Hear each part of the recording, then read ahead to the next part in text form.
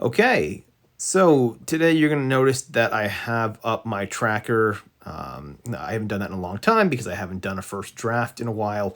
But as you can see, I ended up writing 2,400 words today. These were fresh words. These were first draft, like first sentences, new words, complete. These were not any kind of revisions. This was a completely new section that I wrote today. What happened was last evening I was looking at what I had done so far, and one of the things I wanted to show in this novel was glimpses into small town life, like glimpses into the character who lives in kind of a rut. Like the main character of the story basically lives in this sort of dying mill town, but outside of a few areas of like scenery descriptions and a few scenes where he's out and about, you don't really glimpse the life. You don't really get to the heart of the town. You don't really see the sort of struggle in a sense.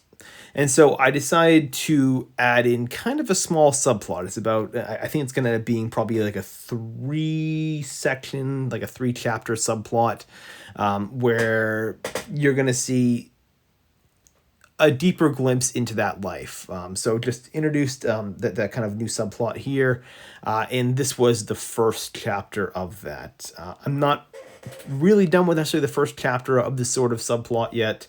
The 2,400 words was about 2/3 or about 3/4 of it, somewhere in there. I'm not sure how long it's going to take me I'm not sure what the exact word count is going to be to wrap up this chapter. But that happened today. I'm basically adding stuff on.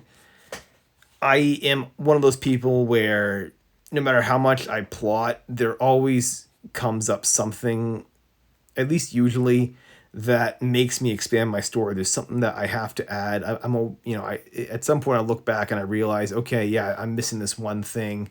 And sort of the critic inside of me is like, okay, well, you wanted to examine this small aspect of life in the story. You wanted to add this sort of theme to your story about, in this case, it was you want to show a struggling mill town and some of the struggles that we need chapters that actually show that. You can't. It's not enough just to show the description of it. It's not enough just to have some passive conversations with characters. We gotta sort of witness what this kind of life, what this sort of desperation is like. Hence what I did here with the scene where I went through, and yeah, I basically went very, very in depth. I went through and I just went, I decided to take a story that was pretty concise and just added a couple of chapters in here. That's the plan, to just showcase this a bit more. This is obviously going to set back my revision goal. I know I plan on getting everything done by the end of this month, especially getting the second draft completed. It's probably going to take me the rest of just this week, realistically, to get that first draft of the subplot written. And it's going to leave me about 2 weeks left to edit everything. I don't know if I can pull it off in time. Hopefully, fingers crossed. But my guess is this is probably going to add an extra week or two onto, I guess, my sort of arbitrary deadline. But it is what it is. That's kind of why we have stretch goals. You're not necessarily going to hit them every single time, but if you can come pretty close, if I can get my goals within like a week or two of what I originally wanted, that's still a win for me. That's still far more than I would have gotten done if I didn't set these sort of like challenging stretch goals of getting these projects done in a very, very short window. So hopefully it won't take too many days, but I'm anticipating at least the next few it's going to be spent on adding these chapters in. While it delays my progress a little bit, I am happy.